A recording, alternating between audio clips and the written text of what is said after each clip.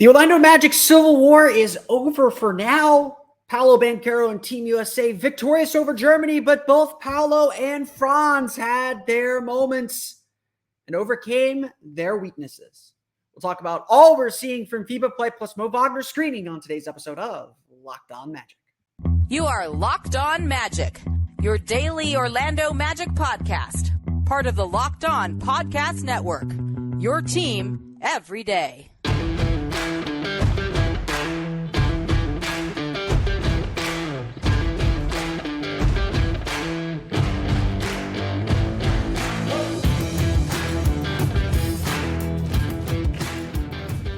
And you are indeed Locked On Magic. I'm recording this on August 20th, 2023. My name is Philip Rossman-Reich. I'm the expert and site editor over at OrlandoMagicDaily.com. Of course, follow me on Twitter at PhilipRR_OMD. On today's episode of Locked On Magic, Team USA, Paolo Banchero defeat Team Germany and Franz Wagner in the final World Cup warm-up game for both squads.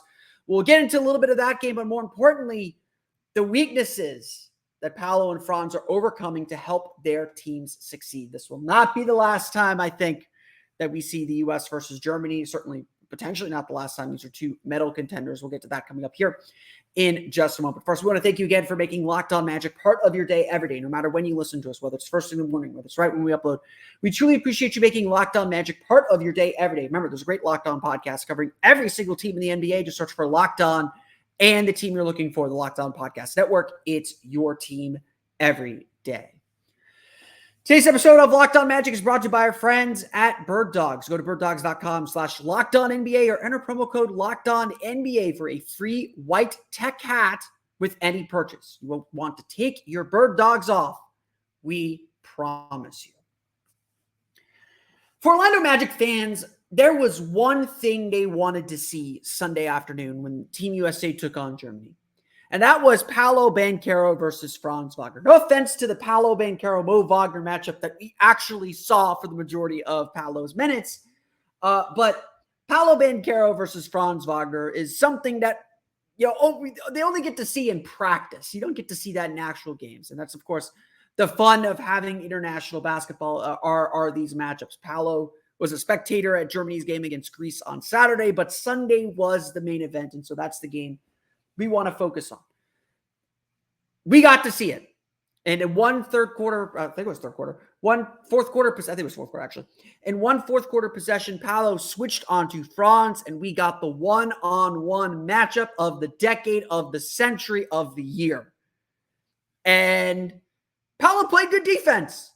He switched on to him. Franz backed out, allowed everyone to reset, and then immediately tried to drive on Paolo. Couldn't, started a mid-post up, got a nice little shoulder turn to get Paolo a little bit off balance, and turn and hit a tough fader over Banchero.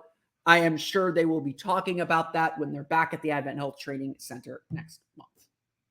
The game itself was a fascinating one. The U.S. fell down by as much as 16 points until they made a humongous run to get back in the game in the third quarter. Tyrese Halliburton, Austin Reeves, and yes, Paolo Banchero had a big hand in that run before using a 16-0 run in the fourth quarter to put the game away. Anthony Edwards scored 34 points, and the U.S. averted some disaster. I wouldn't call it disaster. Germany's a very good team. This U.S. team is very good, but still very flawed, for a 99-91 victory. The U.S. is perfect 5-0 in their warm-up games. Germany 3-2. Both of these teams are medal contenders for the World Cup, which of course starts Friday morning here in the U.S. U.S. plays its first game on Saturday morning against New Zealand. We'll get into more about Team USA in a little bit, but the focus in this game for Magic fans is certainly on what we're seeing from Paolo and Franz. And I think what's been most fascinating to watch, because these are two really young players. These are two guys who are still prone to make mistakes, who are still kind of figuring the game out and figuring out who they are and what they can do here in the NBA. This is not a group. These are not players that have everything figured out, every single little thing lined up and figured out. And so what we ended up seeing and what we saw in this game were two players doing what they needed to do to help their teams win. And at the end of the day, that's what matters. What FIBA play is doing for both Paolo, especially for Paolo, but for both Paolo and Franz, is it's forcing these two players to confront their weaknesses. It is forcing these players out of the comfort zone of what they have to do for the Orlando Magic and for the Magic to be successful, and making them do what they need to do to make these teams successful. For Paolo Banchero, this change is most pronounced because for Team USA, he is not the star. He's not getting 16, 17 shots a game like he does with the Magic. In fact, he's rarely getting any shots at all, perhaps even frustratingly so. He is having to make an impact in ways that he has never had to make an impact probably in his life. In Paolo Banchero's playing life, he has probably always been the best player on the team and the guy who's going to get the ball plenty. And even adjusting to in the NBA, he's, that guy for the Magic, but even then he's probably adjusting to I've never played with a player with the capabilities of Markelle Fultz or Franz Wagner or even Wendell Carter. Paolo's had to completely change his game to make it work for Team USA. And he's had to completely change his outlook and what he has to do to succeed, to be what Team USA needs him to be. And it's been fascinating to watch. Yes, would I love to see Paolo Banchero scoring? Yes, of course. And look, he missed all 4 of his free throws in Sunday's game, which cannot happen. He's really struggled with free throw shooting during this run-up, this exhibition play. He's still getting to the line plenty, unsurprisingly, but he's got to make his shots. If your opportunities are few, he's pressing and missing some of those opportunities. Having said that, though, Paolo is still showing growth in a lot of really important areas, and this is vital. Sunday was perhaps his best game in this run, and you're not going to see it in the stats. 6 points, 3 rebounds, 3 assists, 2 steals, 1 block. That doesn't quite tell you what he's doing. Because when you look at Paolo, you're looking at a player that, yes, is a very gifted scorer. His defense, though, needs a lot of work. I think it's better. It's certainly better than I think what was advertised in college. I think he's, can and certainly show engagement on the floor. But no player on the Magic last year had a worse, or no starter for the Magic last year had a worse on-court defensive rating than Paolo Banchero. And it gotten worse as the season went on, even as the Magic's defense seemed to improve. That, of course, doesn't put all the onus on him, and there are things that he does well defensively. He's pretty good on the ball. He's he's not a rim deterrent. No one's afraid to drive on him, but he's going to defend the rim pretty well, and he's shown that in FIBA play. What's been most impressive about what Paolo Banchero's done with Team USA so far, and again, it's a smaller role. He's screening really well.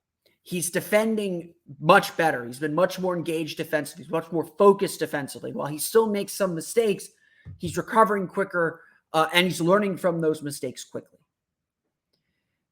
Would we like to see Paolo Banchero score more? Absolutely. Would we like to see Paolo Banchero make his free throws more? Absolutely.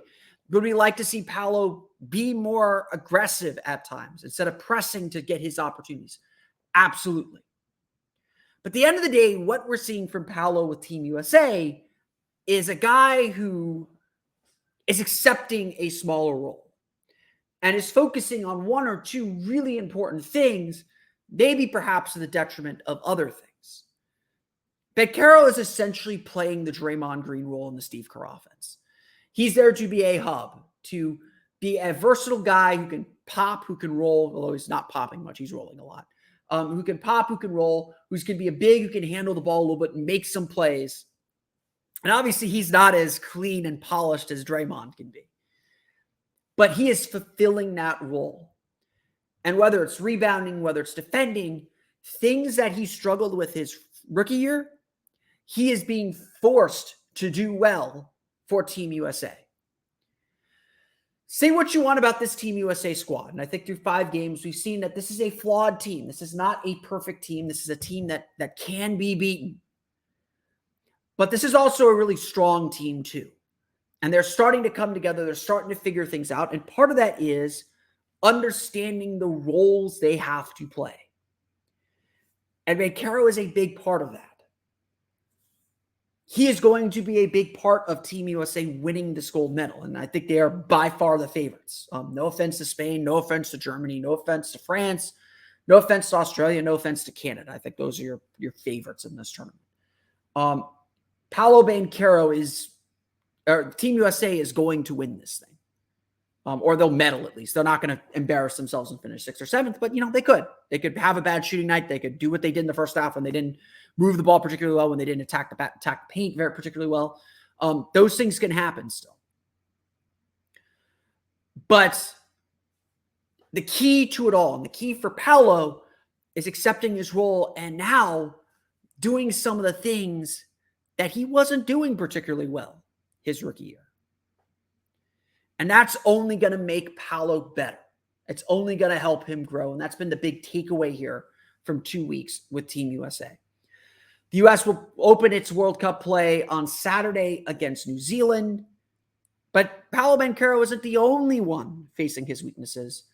Where Franz Wagner has shown improvement, and what he showed Sunday, that's actually pretty positive despite a poor shooting game. We'll get to that coming up here in just a moment. But first, it's time for a quick word from our friends over at Birddogs. I don't know about you.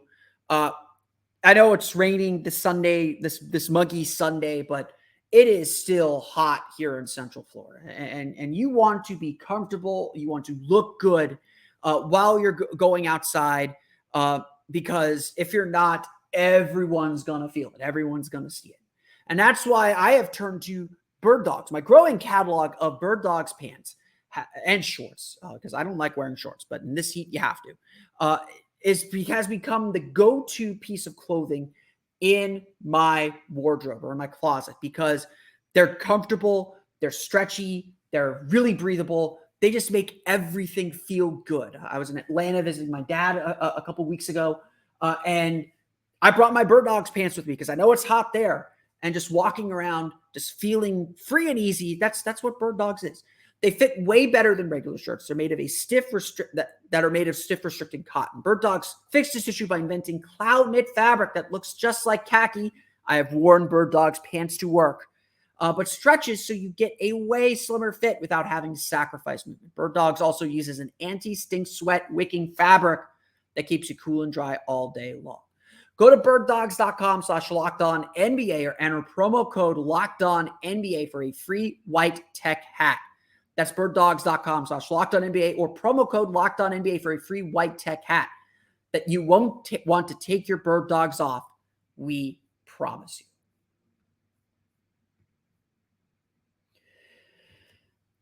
For Franz Wagner, things are seemingly easier. Look, we're trying to analyze Paolo Banchero, and I'm already hearing some Magic fans kind of come at me. It's like, what is Paolo doing? He doesn't look like he's gotten better offensively. And I'm just like, hey guys, that's not his role. But I like him to have a little bit more of an aggressive mindset. Does it feel like he is purposefully not trying to score at times? Yes, I will agree to that. I will stipulate to that and say that, okay, yeah, I'd like to see Paolo be a little bit more aggressive and show us some more of his offensive skills, but that's not his job on this team. That's not what Steve Kerr is asking him to do. You got to evaluate players based off what they're being asked to do. Because if Paolo's going off script and trying to score too much, he ain't going to play. That's not his job on this team. Now, you can debate whether Steve Kerr's made the right decision there. I think he has. But they're asking Paolo to do something different. So I'm trying to evaluate him based on this role, and I think he's made some strides defensively. I think his rebounding's been pretty good. His screening has been really, really good. Very, very quietly, very good. We'll talk more about screening here in a minute. The scoring will be there. We were confident that he will be able to score when he gets back to the Advent Health Training Center here in a couple weeks. For Franz Wagner, it's much more straightforward. He is one of Germany's star players. And if you watch the Fox broadcast, they sung very highly about Franz Wagner, but were still seemingly surprised by the things he was doing. Because just like Paolo Banchero, actually, Franz Wagner is having to face up and face down his weaknesses as his team prepares for the World Cup and prepares for what they hope will be a run for a medal. I think Germany has a very good chance at medaling. Yes, Dennis Schroeder is still kind of the engine that drives everything. And if Germany has a weakness, it's that they settle for three-point shots too much. But Franz has had to take his game up another notch too. And if you've watched any of Germany's games, the Canada games especially, you could see that, yes, Franz can take his game up, but there's still rough edges, just like with Paolo, that Franz needs to smooth over. That was honestly on display Sunday. And if Germany's looking for a reason why they lost, besides just kind of running out of gas, starting to turn the ball over a little bit late in that fourth quarter, Franz Wagner's shooting struggles were a big part of it. Franz finished with a team-high 17 points in the game, shooting 6 for 16, 2 for 8 from 3, 3 for 5 from the foul line. Another reason why I'm not so worried about Paolo's free throws, because even Franz is struggling from the foul line. With 10 rebounds, we'll talk about that in a minute, 2 assists, 2 steals, and 2 turnovers. Franz had a couple of his shots blocked by Jaren Jackson Jr., so he's still not afraid to attack the basket, but the shooting percentage was low for him. And certainly against Team USA, that's a little bit more, or feels a little bit more realistic to what we will see when he gets to the NBA. Now, I'm not worried about Franz's shooting percentages. I'm not worried about his shot selection. I'm not worried about any of that. But what we've seen from Franz is a willingness to be the star more often, a willingness to be more aggressive, a willingness to try and create something when it may not actually be there. That turnaround fadeaway over Paolo, that kind of isolation set is not something I don't think Franz would have done last year. Certainly wouldn't have done often last year. The clutch shots that he made against Sweden in their first game, against Canada in their second game, the fact that he took some clutch shots, missed them against Canada in the second game last week. Those are shots that Franz has to continue taking. And he has shown a willingness and a belief and a no fear belief that he can keep taking those shots. Franz has taken his offensive game up another level. It's, again, getting better at the things he was already pretty good at, but now adding perhaps that extra level of aggression. Yes, Germany still sometimes does not get the ball to him enough. Sometimes when a shooter tries to take over, sometimes Franz is just stuck in the corner. But I think Franz has done a better job, especially as these games have gone on, demanding the ball a little bit. And that's, of course, something that we want to see Franz do. Yes, he takes a lot of shots for the Magic already, but it always feels like they could involve him more because, quite frankly, whether it's this game against the U.S., whether it's any game Germany's played, when Franz has the ball in his hands, good things usually happen. He is not going to make, he will make an occasional kind of selfish go-for-it shot.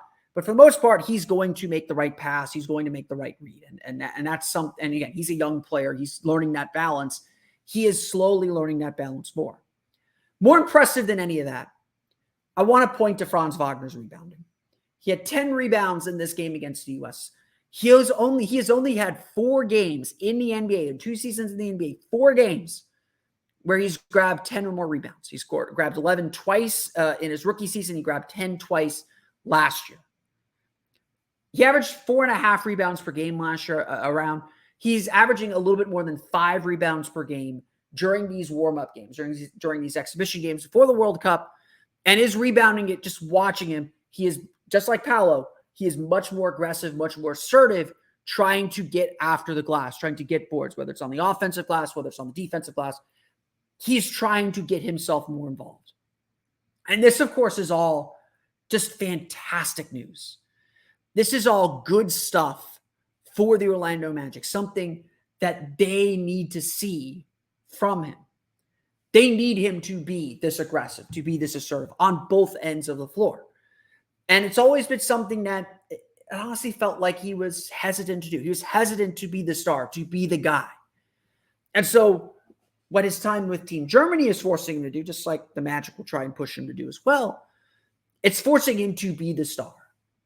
If you want to, again, we all expect and believe that playing FIBA basketball helps young players grow, puts them in pressure situations, puts them in slightly different roles and slightly different environments, and you see how they react. Like Paolo Banchero, Team USA, who has found ways to contribute and play meaningful minutes for his team, Franz Wagner has stepped his game up too. And stepped it up by confronting the things that he struggled with on the club team for the Orlando Magic. So far, I think, yes. Do we want to see Paolo score more? Yeah, absolutely. But I think so far, you have to be happy with what these two players are contributing. Franz has stepped his game up, and Germany is one of the favorites to medal in this tournament. Paolo may not be everything we imagined and everything we know he can be, and he's certainly struggled because his role is vastly different than it is with the Magic. You hope that some of this stuff carries over when he returns to Orlando. Sunday's game was just absolutely fun. It was not only a super competitive game and something that was just fun and entertaining to watch, but it shows us how these two young players, it is important to remember that they are still super duper young. It shows us how these two young players are continuing to progress and continuing to develop and continuing to grow in their games. There's one player from Sunday's game that we haven't talked about yet, but we got to talk about him because Mo Wagner is doing Mo Wagner things. We'll get to that coming up here in just a moment. All the attention on Paolo and Franz, especially in this game, I don't want to neglect the attention that we should be giving to the Magic's other FIBA players. Goga Bitadze and Georgia are in Japan now. They play Australia, I think, on Monday. They're getting ready for their first World Cup. They've had some interesting games and some interesting results. Joe Ingles and Australia scored a humongous win Sunday morning, U.S. time at least, Sunday morning against France. Josh Giddey and Patty Mills obviously carrying that team offensively. Joe Ingles still kind of in the background, but the highlights I've seen, he's still doing Joe Ingles things, even if the shot's not quite there yet, or he's getting the same shot volume that we're used to seeing with him. They're all doing great things, but obviously we'll be watching a lot of Germany, and Mo Wagner is a big part of the German team as the team's backup center.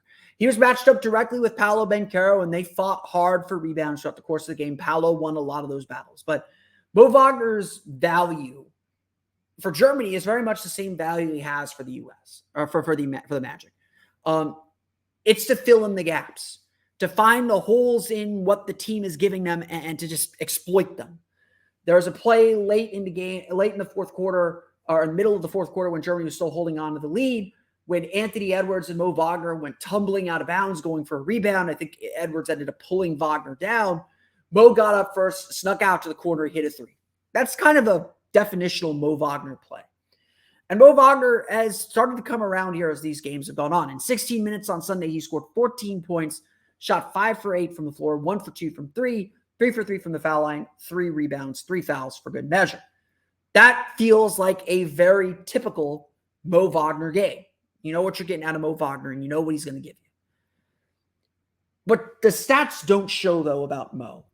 And this, I think, really gets to the heart of who he is. What the stats don't show you about Mo is the screening. There are several plays I noticed in Sunday's game as well as Saturday's game where he's just screening guys off. Dennis Schroeder driving to the basket. Wagner is in Banchero's way, so he cannot get in position to help. It's easy layup. Or kicking out to Johannes Voigtman or Matthias Obst for 3-pointers. Wagner is standing in the way of the closeout guy, just setting a little flare screen. This is essential to Mo Wagner's game. And when you watch Mo Wagner, his impact is not usually felt in the stats. I looked it up after Saturday's game because I noticed how Mo Wagner was screening and how impactful those screens were. Mo Wagner is as good of a screener as there is on the Orlando Magic. For the Magic last year, Wagner averaged 2.6 screen assists per game, the David Locke special, and 5.5 screen assist points per game, according to NBA.com, trailing only Wendell Carter in both categories. His 4.7 screen assists per 36 minutes and 10.3 screen assist points per game trailed only Mo Bamba on the Magic last year. That gives you a sense of how many points he's creating just by putting his body in the way. According to NBA.com's tracking data, the Magic scored 1.10 points per possession on 99 pick-and-roll possessions with Wagner as the roll man. This was the second most possessions as the roll man on the team. The Magic had a 54% effective field goal percentage on these plays. Now, Basketball Index still says the Magic should score 0.17 more points per 75 possessions on these pick-and-roll plays, and that certainly suggests some of the Magic's struggles to finish, and maybe even Mo Wagner struggled to finish as well. He is still an imperfect offensive player. He's very good at this one thing, and that's screening. But the fact that the Magic are still pretty effective and could be scoring more, to me, that says that Wagner's screening is really, really, really effective. This is something that coaches love that does not always show up. And it's something you have to observe and clearly see. And this, if there's a player who is playing the most similar role to what he will for the Magic next year, Joe Ingles going to play a very similar role, floor spacer, shooter, maybe not as many minutes.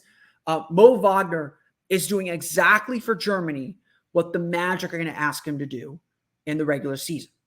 Be a little bit of Besk, be physical on the block, pick and pop, roll and pop as needed, set screens, and just help kind of fill those gaps and make everyone better. Even when Wagner was struggling to shoot earlier in the exhibition run, he was still doing this. He was still extremely active. He was still making things happen for his team. And that is something that's going to carry over when he rejoins the Magic in October, when he rejoins the Magic next month. He is still going to be an impactful player on this front because that's who he is. And that's his big contribution. He's not having to face his weaknesses because his role is very well defined. He's not being asked to do more than what he's already good at. He's pretty good at it. But Mo Wagner is a much more impactful player than we may give him credit for. And this is the exact reason why. Because he will help his teammates get free and help them score more. That's his role, that's his job, and that's why he's still really, really effective. Like I said, this is a friendly. This game Sunday was a friendly. Germany was on a back-to-back. You could tell they were running out of gas very late in that game. The U.S. found something that worked at long last after they trailed by as many as 16 points, and they were able to zoom ahead for the win. When these two teams face again, it will be a different story. And Germany obviously showed that they can hang with the U.S., they can run it up on the U.S., and that this tournament is as wide open as every World Cup tournament is, even with a U.S. team that is very much taking things seriously and playing very, very well. And Franz and Mo are going to be a big part of Germany potentially medaling, just as Paolo is going to be a big part of what Team USA is ultimately going to do in the World Cup. I want to thank you all again for listening to today's episode of Locked On Magic. Of course, find me on Twitter at @PhilipRR_OMD. Subscribe to the podcast and Apple Podcasts, Stitcher, TuneIn, Himalaya, Google Play, Spotify, Odyssey, and all of them is still on the podcast to your podcast enabled listening device. You can follow me on Twitter at @PhilipRR_OMD. Don't forget to subscribe as well to my Patreon page, the Orlando Magic Hub. Check that out. You can also follow me on Twitter at @OMagicDaily. And for the latest on the Orlando Magic, be sure to check out OrlandoMagicDaily.com. On our next episode of Locked On Magic, I think we're going to talk a little bit more about the schedule, talk a little bit about how the Magic gain respect. And, I know I talked about that a little bit last week, but I think we'll kind of dive back into that topic. We're also going to have some more Locked Off Magic conversations later this week.